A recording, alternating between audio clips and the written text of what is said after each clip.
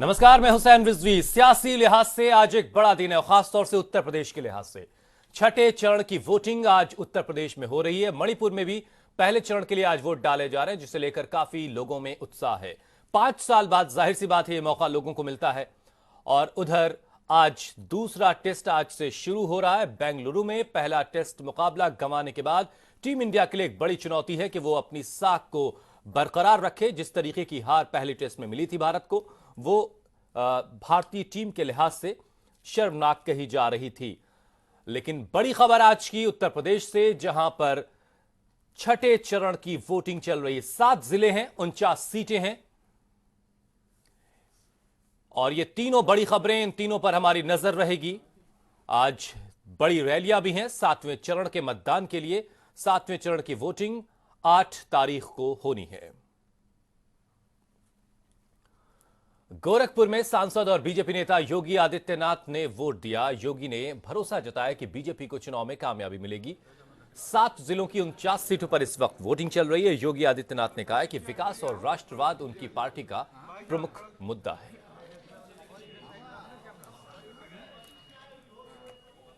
छठे चरण का मतदान प्रारंभ हो चुका है। भारतीय जनता पार्टी छठे चरण में भी भारी बहुमत से सीटें जीतेगी। डेवलपमेंट और राष्ट्रवाद, ये दोनों हमारा मुद्दा है। हर नागरिक को विकास की योजना से जोड़ना और हर नागरिक की सुरक्षा, भारतीय जनता पार्टी ने इस बारे में स्पष्ट अपने चुनावी न केवल घोषणा पत्र में, अपितु केंद्र की श्री नरेंद्र मोदी जी के नेतृत्व की सरकार ने वह करके दिखाया भी है। तो छठे चरण के लिए वोटिंग का सिलसिला जारी है, और इस बीच लोगों की प्रतिक्रियाएं भी मिल रही हैं।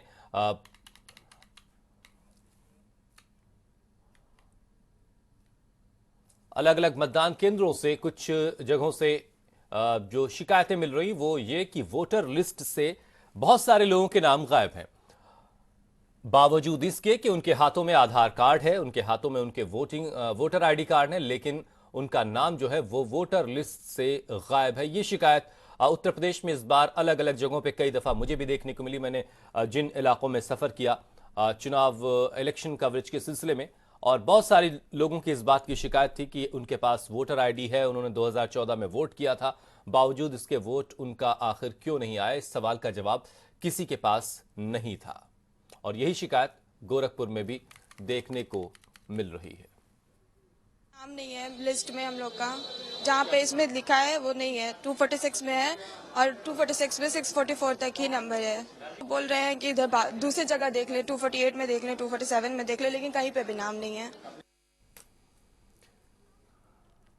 बहुत उम्मीदों के साथ वोटर अपने पोलिंग बूथ तक जाता है। 5 साल के इंतजार के बाद यह मौका उसके लिए होता है, लेकिन जब उसे यह पता चलता है कि उसका वोटर लिस्ट में नाम नहीं, तो उसे मायूसी हाथ लगती है। बहरहाल एक बड़ी खबर आपको बता दें, फेफना विधानसभा है, वहां से बीएसपी के उम्मीदवार अंबिका चौधरी के बेटे ने अपने समर्थकों के साथ मिलकर फेफना के समाजवादी पार्टी के प्रत्याशी संग्राम सिंह यादव के घर पर हमला कर दिया है। मौके पर पहुंची पुलिस ने अंबिका चौधरी के बेटे को गिरफ्तार कर लिया। पुलिस ने इस मामले में धारा 147, 323, 352, 452, 504 और 506 के तहत मुकदमा भी दर्ज किया है। बीएसपी के उम्मीदवार के बेटे ने जो समाजवादी पार्टी के उम्मीदवार हैं, उनके घर पर हमला किया है। अंबिका चौधरी जो बीएसपी के उम्मीदवार हैं फेफना विधानसभा से, उनके बेटे पर यह इल्जाम लग रहा है, और समाजवादी पार्टी के जो उम्मीदवार हैं उनके घर में घुसकर मारपीट करने का इल्जाम लगा है, जिसके बाद यह मुकदमा दर्ज हुआ है अंबिका चौधरी के बेटे के खिलाफ। हमारे सहयोगी पारसनाथ गुप्ता इस खबर पर ज्यादा डिटेल के साथ फोन लाइन पर जुड़ चुके हैं। पारस, और क्या अपडेट है आपके पास? जी, अंबिका चौधरी के मामले में सर ये है कि कल रात 12 बजे अचानक उनके लड़के और अपने सहयोगियों के साथ 3 गाड़ियों के साथ संग्राम सिंह यादव घर पहुंचे, और वहां पर लाठी डंडे का प्रयोग करने चाहे, मगर वहां पर तत्परता दिखाते हुए पुलिस ने अंबिका चौधरी के बेटे को गिरफ्तार कर लिया, और 2 गाड़ियां बरामद हुई, जिसमें एक गाड़ियां वहां से फरार हो चुकी, मगर पुलिस अभी उस गाड़ी के खोज में लगी हुई है कि वो भी गाड़ी बरामद हो जाए, और उनके लड़कों को कल रात विभिन्न धाराओं में गिरफ्तार कर उनको जेल भेजने की तैयारी में है। जी, पारस, क्या कुछ लोगों को चोटें भी आई हैं और उसमें समाजवादी पार्टी के उम्मीदवार जो हैं वो ठीक ठाक हैं? जी, समाजवादी पार्टी के जो उम्मीदवार हैं, संग्राम सिंह यादव, वो तो ठीक ठाक नजर आ रहे हैं, मगर कुछ लोग जिसमें है चोटिल, हल्का फुल्का चोटिल हुए हैं, मगर पुलिस बाकी लोगों की भी तलाश में लगी हुई कि उनको गिरफ्तार किया जाए। पारस, वजह क्या पता चल रही है इसके पीछे? जी, वजह इसमें ये दिखाई दे रही है कि संग्राम सिंह यादव और अंबिका चौधरी शुरू से देखा जाए तो ये समाजवादी पार्टी के गद्दार नेता थे और उनको किसी कारणवश संग्राम सिंह अंबिका चौधरी को मुख्यमंत्री अखिलेश द्वारा उनको पार्टी से निष्कासित कर दिया गया और बीएसपी का उन्होंने दामन थाम लिया। बल्कि चुनाव मैदान में देखा जाए तो चुनाव मैदान में दोनों लोग एक ही विधानसभा में खड़े हैं और उनको वोट, जनता की वोट के लिए, दोनों के लिए पर्याप्त मनी चाहिए, वोट की हमको वोट चाहिए और उसी को लेकर। चलिए, आप नजर बना के रखें पारस, मैं लौटूंगा दोबारा आपके पास। बहुत बहुत शुक्रिया। तो फेफना विधानसभा की यह घटना जहां पर बीएसपी उम्मीदवार के बेटे ने समाजवादी पार्टी के उम्मीदवार के घर पर हमला कर दिया, जिसके बाद उनको गिरफ्तार किया गया। अलग अलग धाराओं के तहत उनके पर मुकदमा दर्ज हुआ। बहरहाल हम बात कर रहे हैं छठे चरण की। छठवां चरण है, 49 सीटें हैं, 7 जिले हैं और उसमें एक बहुत अहम इलाका है गोरखपुर का, जहां से योगी आदित्यनाथ आते हैं। उन्होंने अपना वोट कास्ट कर दिया है। हमने वो तस्वीरें आपको दिखाई। बहुत ही खास पैनल मेरे साथ मौजूद है। शंभुनाथ शुक्ला साहब है, वरिष्ठ पत्रकार हैं। संजय कपूर साहब मौजूद है मेरे साथ, वो भी वरिष्ठ पत्रकार हैं। सबसे पहले शंभू जी, ये जो छठा चरण है, ये अब एक तरह से कहिए कि इसके बाद बस सब कुछ खत्म होगा और नतीजों का ऐलान होगा। 11 तारीख, बेचैनी लोगों की बढ़ रही है। कितना अहम है ये पूर्वांचल का ये इलाका आपके नजरिए से?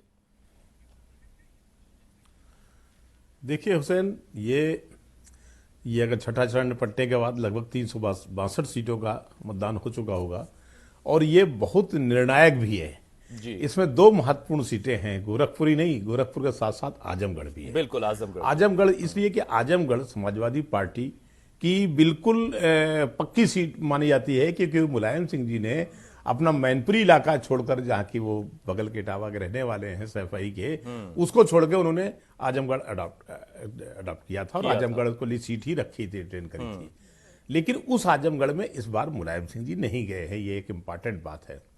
जहां तक गोरखपुर की बात है तो गोरखपुर में योगी आदित्यनाथ को दिया तो गया, लेकिन योगी आदित्यनाथ मुझे एक बात, प्रचार का काम उन्हें सौंपा गया था वेस्ट में, ना कि वहां पर जहां पे उनका असर है। और अभी भी पोस्टरों में भी बीजेपी के योगी को साइड ट्रैक ही किया हुआ है, बहुत ज्यादा नहीं दिखाते हैं।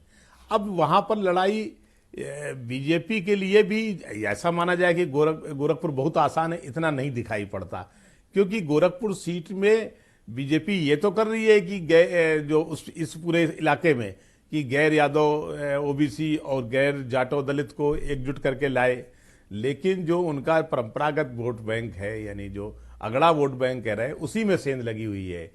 जो गोरखपुर में विभाजन, जाति विभाजन बहुत जबरदस्त है, जैसे ब्राह्मणों और राजपूतों में भयंकर संघर्ष है। तो इतनी आसानी से सब चीजें मिल जाएंगी कि हमें दूर से बैठ के, दिल्ली से बैठ के हम भले मान लें कि योगी का असर है और गोरखपुर योगी का हो गया, भले गोरखपुर बिल्कुल सही कह रहे हैं वहां पर हो, लेकिन 100% वोटर पे असर कहीं नहीं होता। बेशक यही हाल आजमगढ़ में है। तो यहाँ लड़ाई तिकोनी है, हम मायावती को भूल जाते हैं, तिकोनी लड़ाई है और सब जगह मायावती पूरी ताकत के साथ लड़ रही हैं। इसके अलावा दूसरी छोटी छोटी पार्टियां हैं जो कहीं तो वोट काट रही हैं, कहीं अपनी सुविधा से दूसरों को सपोर्ट कर रही हैं। डॉक्टर अयूब की पीस पार्टी इंपॉर्टेंट पार्टी है, ओवैसी की मीम पार्टी है, उसी तरह उनके यहाँ राजा सुहेल देव की पार्टी, कई पार्टियां छोटी छोटी, बहुत सारी उलझने हैं। ये आपने सही कहा या तो वोट जुटे, कि मायावती को नजरअंदाज नहीं किया जा सकता। मैंने भी जिन इलाकों में दौरा किया शंभू जी, मायावती बहुत खामोशी से अपना काम कर रही हैं और अगर आने वाले वक्त में अगर चौंका दें, कुछ चौंकाने वाले नतीजे हमें दिखें तो बहुत हैरानी नहीं होगी, क्योंकि जिन इलाकों में मैं रहा वहां पर जिस तरीके से उनको सुनने के लिए लोग आते हैं वो वाकई हैरान करता है। संजय कपूर साहब, ये तो रही बात पॉलिटिकल पार्टी की और अलग अलग इलाकों में उनके दखल की। मुद्दे जो हैं वो खासतौर से अलग अलग इलाकों में अलग अलग हो सकते हैं, लेकिन जब भी किसी से बात की जाती है तो वो विकास आता है। ये विकास का मतलब समझ में नहीं आया, सबके नजरिए से विकास ये अलग अलग तरीके का है। कोई विकास अभी पानी बिजली सड़क के लिए लड़ाई लड़ रहा है, लेकिन बहुत सारे लोगों के जहनों में क्या मतलब होता है इसका, ये जरा समझाइए। क्या वाकई लोग जात पात की सियासत से उठ चुके हैं या अब भी सारा वोट जो है उसी बिना पर पड़ रहा है? देखिए, जात पात की जो राजनीति है वो इस वजह से ज़्यादा प्रबल हो जाती है क्योंकि विकास जो होना चाहिए था, खासकर सर्वांगीण विकास की बात करते हैं, इंक्लूसिव डेवलपमेंट की बात करते हैं वो हमारे मुल्क में नहीं हुआ। अगर आपने कहा कि आप काफ़ी घूमे हैं उत्तर प्रदेश में और भी क्षेत्रों में, तो आपको लगेगा कि इतनी बदहाली है, सड़कें खराब हैं, कई जगह पे नौकरियां तो तकरीबन मिलती नहीं है किसी को, पूरा इंडस्ट्रियल ब्रेकडाउन है, कहीं पे कुछ पुराने जितने भी व्यवसाय थे वो ख़त्म हो गए, नए अभी तक आए नहीं हैं।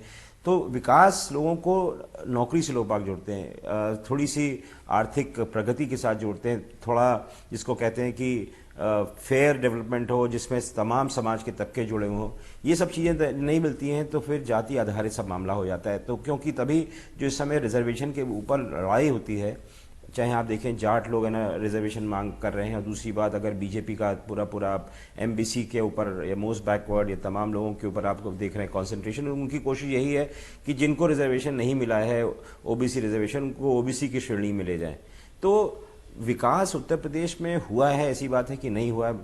अखिलेश यादव अपना हाईवेज के बारे में बात करते हैं, मेट्रोज के बारे में बात करते हैं, तमाम चीज़ों के बारे में बात करते हैं, पर सफ़र बहुत लंबा है और स्थिति पूरे हिंदुस्तान में नहीं, पूरे उत्तर प्रदेश में नहीं और देश के और भी कई हिस्सों में काफ़ी गंभीर हो गई है कि नौकरियां नहीं मिल रही लोगों को। और प्रधानमंत्री नरेंद्र मोदी 2014 में जब आए थे तो उन्होंने सबसे पहले यही प्रॉमिस किया था कि मेरे आते ही स्थिति पूरी बदल जाएगी, और जो नौकरियां जो चली गई हैं जो बूम के बाद, जो 2012 या 13 तक बूम था, जो नौकरियां चली गई वो वापस आ जाएंगी। वो नौकरियां वापस नहीं आई हैं। कई सारे आश्वासन दिए गए, कई सारी योजनाएं, करीब 900 योजनाएं और 9 पॉलिसी स्टेटमेंट करें प्रधानमंत्री नरेंद्र मोदी ने, परंतु उसका असर ज़मीन पर बिल्कुल नगण्य है, कुछ भी कहीं अंतर नहीं पड़ा। बेशक संजय कपूर साहब, रोजगार एक अहम मुद्दा है लोगों के लिए, लेकिन आखिर के फेज तक आते आते जिस तरीके की बातें हुई हैं, लोगों के जहन को डाइवर्ट करने की कोशिश भी हुई है, और आखिरकार जो मतदाता है वो मजबूर होता है कि उसको इन लोगों में से ही चुनना है, किसी एक को चुनना, तो उसमें से उसकी जो प्रायोरिटी होती है वो उसके साथ जाता है।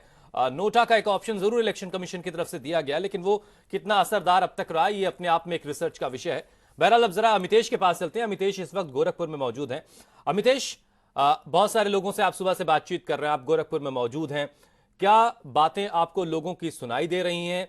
क्या वाकई लोग जात पात के मुद्दे से उठ करके विकास, रोजगार, कारोबार और समानता की बातें कर रहे हैं, या फिर दिलों के अंदर भी वही सारी बातें हैं जो पहले हुआ करती थी?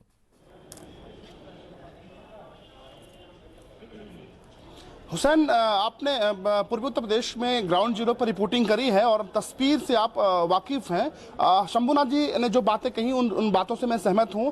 अगर हम गोरखपुर की बात करें तो गोरखपुर में किसी भी पार्टी के लिए राह उतनी आसान नहीं जितनी कही जा रही है, क्योंकि इस बार तमाम ऐसे मुद्दे हैं और सबसे बड़ी बात यह है कि खासतौर पर इस बार के मतदाता जागरूक हुए हैं और मुद्दों की बात करते हैं, विकास की बात करते हैं, जातीय समीकरण और तमाम तरह की बातों से वो दूर हैं और फिलहाल जो विकास करेगा वो राज करेगा। और गोरखपुर की बात करें हुसैन, तो सबसे बेहतर पहलू यह है कि सुरक्षा व्यवस्था का बेहतर इंतजाम किया गया, उसके साथ ही मतदाता जागरूक हुए हैं और सुबह से ही हम तमाम मतदान केंद्रों पर गए, लाइनें देख रही हैं, लंबी लंबी लाइनें, और महिलाएं भी कम नहीं हैं। तमाम लोग हमारे साथ हैं, इनसे बात करेंगे। सबसे पहले आप बताइए कि इस बार महिला सुरक्षा की लेकर बात हो रही है, आप दे दी, निशान दिखाइए।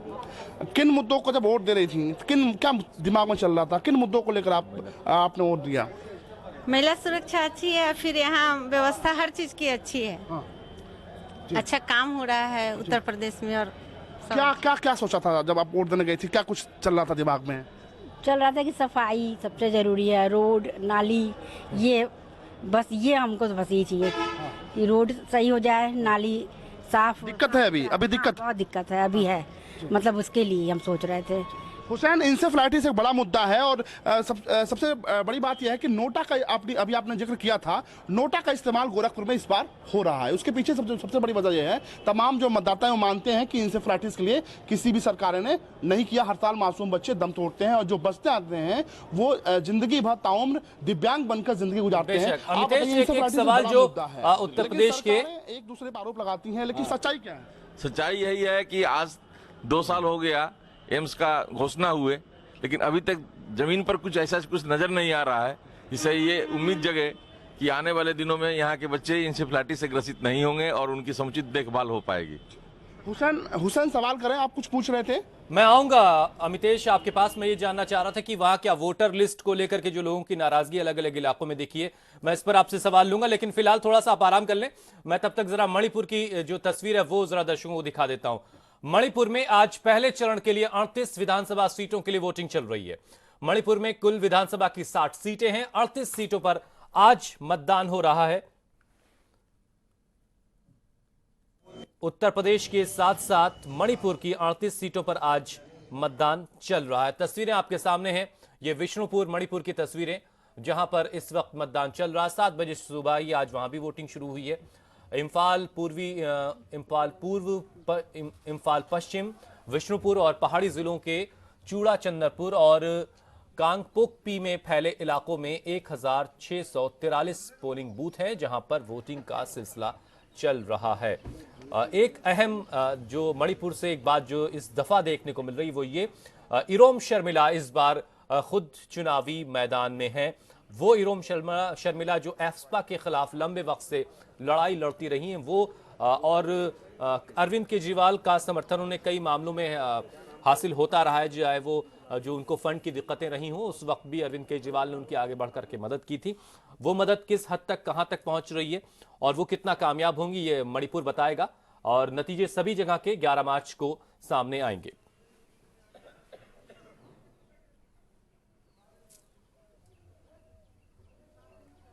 तो ये लोगों की लंबी लंबी कतारें,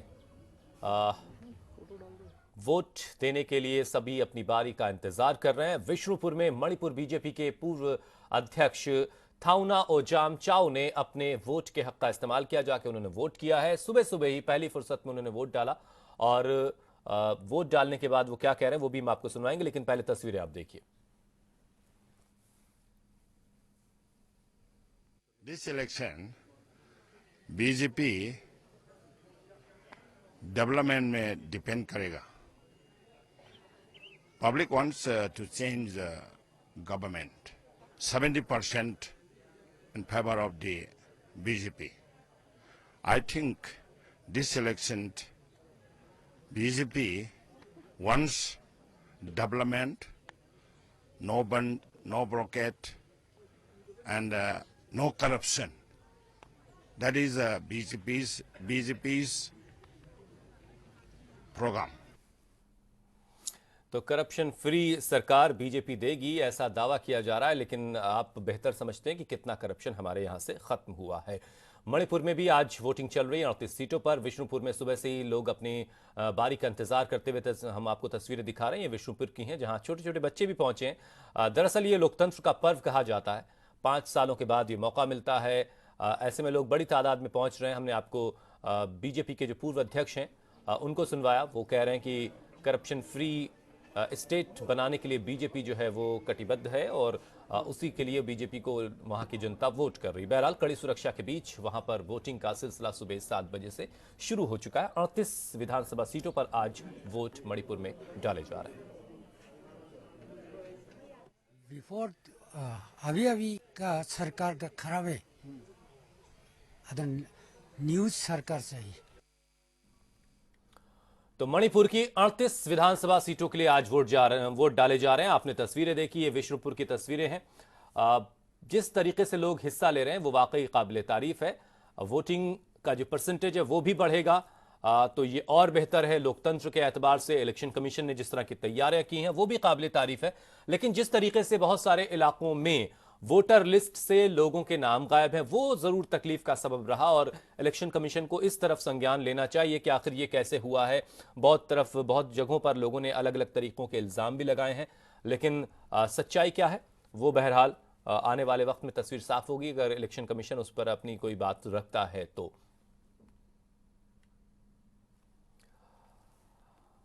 अब जरा आपको सुनवाते हैं कि बीजेपी के नेता जफर इस्लाम साहब क्या कह रहे हैं कि मणिपुर में क्या हालात हैं, किस तरीके से वहां की जनता उनको पसंद कर रही है। जरा उन्हीं की जुबानी सुनिए आप। जहां तक मणिपुर का सवाल है, भारतीय जनता पार्टी को हम पूरी उम्मीद करते हैं कि बड़े अच्छी जीत हासिल होगी। जिस तरह से वहां की सरकार ने पिछले दिनों में ब्लॉकेट करके रखा, जिस तरह से लोगों को परेशानी हुई और वहाँ के लोग बिल्कुल त्राई कर रहे हैं सरकार बदलने के लिए, और ये बहुत दिनों बाद मौका मिला है कि वहाँ के लोग वहाँ की कांग्रेस सरकार को उखाड़ के फेंकना जो चाहते हैं, और इस इलेक्शन के रिजल्ट में वो साफ साफ दिखेगा। चलिए, साफ साफ जफर साहब देख रहे हैं, लेकिन जो वहां की जनता देख रही है, वो सब कुछ ईवीएम में कैद होगा और वो 11 तारीख को पता चलेगा। बहरहाल अब दोबारा से लौटते उत्तर प्रदेश पे, जहां पर 49 सीटों पर आज वोटिंग चल रही है। अब मऊ की तस्वीर हम आपको दिखाते हैं। मऊ में दिव्यांगों ने जाकर के अपना वोट कास्ट किया है। मतलब ये कि जो लोग सही तरीके से, जिन्हें कुदरती तौर पर जो फिजिकली डिसेबल हैं, वो जाकर के अपना वोट अगर कास्ट कर रहे हैं। और अब तक अगर आपने अपना वोट कास्ट नहीं किया, जहां जिन इलाकों में आज वोटिंग हो रही है, अगर आप वहां पर हैं तो फौरन जाइए, जाकर के अपने वोट के हक का इस्तेमाल कीजिए और अपनी जिम्मेदारी, जो लोकतांत्रिक जिम्मेदारी है, उसका निर्वहन कीजिए। हमारे 1580 बूथ हैं 4 विधानसभाएं, सभी जगह बहुत व्यापक व्यवस्था की गई है और सदर कॉन्स्टिट्यूंसी सभी जगह वीवीपैट लगी, मगर यहाँ पे इस समय विकलांग मतदाताओं के लिए हम लोग विशेष प्रयास कर रहे हैं और उनके लिए हमारे 6830 विकलांग मतदाता हैं, उनको के साथ मतदाता मित्र लगाया गया। 289 ऐसे हैं जो चल फिर नहीं सकते, जिनको की गोदी में या चारपाई में उठा के लाया जाता, उनके लिए हमने व्हील चेयर हेल्पर सहित लगाई हैं और हमारे जो हेल्पर्स हैं उनको घर से ला रहे हैं और उनका मतदान कराएंगे और फिर घर में छोड़ देंगे। ये काबिल तारीफ है। जो डीएम होता है जिले का, वही दरअसल उस इलाके का निर्वाचन अधिकारी भी होता है। और जिस तरीके की तैयारियां मैंने भी बहुत सारे इलाकों में देखी, वो काबिल तारीफ है। जिस तरीके के मॉडल पोलिंग स्टेशन बहुत सारे जगहों पे दिखे, वो भी बहुत तारीफ के लायक रहा। लेकिन जो मतदाताओं के नाम गायब थे, वो बहुत तकलीफ का सबब था। शंभूनाथ साहब, एक चीज जरा समझाइए कि बहुत सारे इलाकों में ये इल्जाम था कि वोटिंग लिस्ट में उनके नाम नहीं है। 2014 में उन्होंने वोटिंग की थी, उनके पास आधार है, वोटर आईडी है।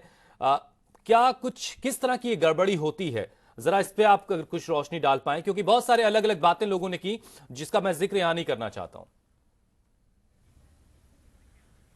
देखिए, तो एक तो सरकारी तंत्र होता है, लोग वो आया घर में, उस समय कोई नहीं मिला या किसी ने कह दिया कि वो छोड़ के चले गए और वो बिना पूरी पड़ताल किए सरकारी तंत्र उसका नाम काट देता है।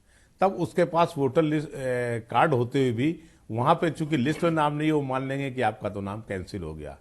दूसरे कुछ खानापूरी करनी पड़ती है इस चक्कर में, जब कलेक्ट्रेट के जो कर्मचारी जो वोटिंग का काम देखते हैं, वोटर लिस्ट बनाने का, वो घर पे नहीं गए और अपने मन से ही काट दिया। ये बहुत सारी गड़बड़ियां चलती हैं।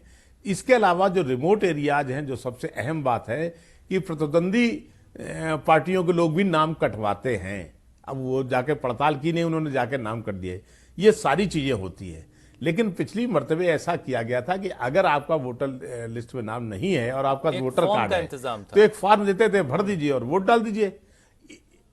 इस बार उन्होंने ये इंतजाम नहीं किया है, तो ये बड़ी गड़बड़ी हुई है।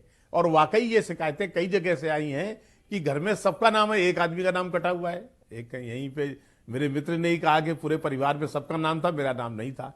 तो इस बार ये गड़बड़ी काफी हद तक की गई है, वरना बेहतर तरीका यही था कि फॉर्म दे देते कि आप भर दीजिए वोट। ठीक है शंभू जी बिल्कुल सही कह रहे हैं आप। संजय कपूर साहब, क्या किसी तरह की साजिश की भी आशंका होती है? क्योंकि बहुत सारी जगहों पर जब मैंने सवाल पूछा, जैसे कहीं से शिकायत मिल रही थी, तो उस इलाके के जो लोकल लीडर से उनसे पूछा मैंने क्रॉस कि आपने क्यों नहीं चेक किया वक्त रहते हुए, कि आपकी जिम्मेदारी थी कि आपके इलाके के वोटर्स के नाम क्यों गायब हैं? तो वो ये कह रहे थे कि वोटर लिस्ट बहुत देर में उन तक पहुंची है, इसलिए वो चेक नहीं कर सके। किस तरीके से ये गड़बड़ी की जाती होगी? ये जैसे है कि शंभूनाथ जी ने कहा, कई सारे प्रशासनिक कारण हैं। दूसरी बात यह है कि वोटरों में जो जागरूकता है, कई वो लोग ना अपनी तरफ से असर्ट नहीं करते हैं। परंतु साथ साथ इलेक्शन कमीशन की ये कमज़ोरी है कि इतने सारे लोग जो कि मर जाते हैं, उनके नाम भी वोटर लिस्ट में रहते हैं। जैसे अभी मुझे एक उदाहरण के रूप से बहराइच के पास से एक साहब ने फ़ोन किया बताने के लिए कि करीब 100-150 लोग जो वोट थे, जो कि मर गए हैं, उनकी जगह पे कोई और वोट कर रहा है। तो ये बहुत ही दुखद स्थिति है, जबकि आधार कार्ड भी आ गया, इतना डिजिटाइजेशन हो गया, तमाम चीज़ें हो गई हैं। इसके बावजूद अगर इतने बड़े गैप्स नज़र आते हैं, तो इसमें इलेक्शन कमीशन को सोचना चाहिए कि जो पूरा जो मैंडेट भी लोगों को मिलता है, वो उसका बहुत गलत इस्तेमाल करते हैं, क्योंकि फर्जी वोट इसी तरीके से पड़ जाते हैं। और जो बहुत पोलिंग एजेंट होते हैं कई पार्टियों के, वो इन सब बड़े मुस्तैद होते हैं। उनको इस बात का अंदाज़ा होता है कि कहाँ पे कितने फालतू वोट हैं, किस तरीके से लोगों को सजाया जाए। और जो स्टैगर्ड वोटिंग के दौरान वो फेक वोटर एक कॉन्स्टिट्यूंसी से दूसरी कॉन्स्टिट्यूंसी जाते रहते हैं। तो ये अपने आप में बहुत ही दुख की बात है कि इलेक्शन कमीशन, जिसने इतनी सारी प्रतिष्ठा अपने लिए हासिल करी है, वो सब चीज़ें अभी तक संभाल नहीं पा रहा है। तो मैं यही दरअसल जानना चाह रहा था कि किस तरीके से संगठित तरीके से एक ऑर्गेनाइज तरीके से इसमें कुछ चीजें वर्क करती हैं जो निगेटिव हैं, और उस तरफ इलेक्शन कमीशन को ध्यान देना चाहिए। और उम्मीद करते हैं कि आने वाले वक्त में इलेक्शन कमीशन की तरफ से इस पर ध्यान जरूर दिया जाएगा। एक बार फिर से जरा अमितेश का रुख करते हैं। अमितेश, कुछ लोगों की शिकायतें आपके पास पहुंची कि उनका नाम नहीं वोटर लिस्ट में।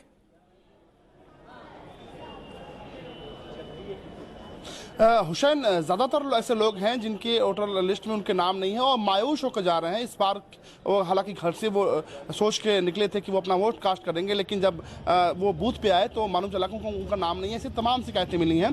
फिलहाल हुसैन, कुछ लोग हमारे साथ ऐसे हैं जिन्होंने अपना वोट कास्ट कर दिया, उनसे पूछते हैं, मुद्दों की बात करते हैं। आप बताइए कि आप वोट कास्ट करके आए हैं, निशान दिखाइए। बिल्कुल, चेहरे पर हुसैन खुशी है। खुशी बता रही है कि जो कीमती वोट है वो उन्होंने दे दिया है।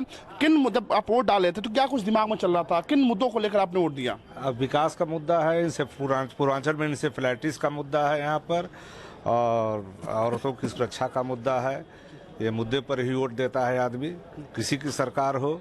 मुद्दे पर जो ये है इंसेफ्लाइटिस सबसे बड़ी समस्या पूर्वांचल की है, काफ़ी सालों से चली आ रही है। हजारों बच्चे मासूम मर जा रहे हैं, लेकिन इस पर कोई कार्रवाई अभी तक नहीं हो पा रही है। आखिर क्यों ये क्या बात है? बिल्कुल हुसैन, बड़ा सवाल है। आखिर इंसेफ्लाइटिस पर कार्रवाई, सियासत होती है, लेकिन दरअसल सच्चाई जमीनी ये है कि इंसेफ्लाइटिस अभी भी हर साल सैकड़ों मासूमों को अपनी मौत के मुंह में समाता है।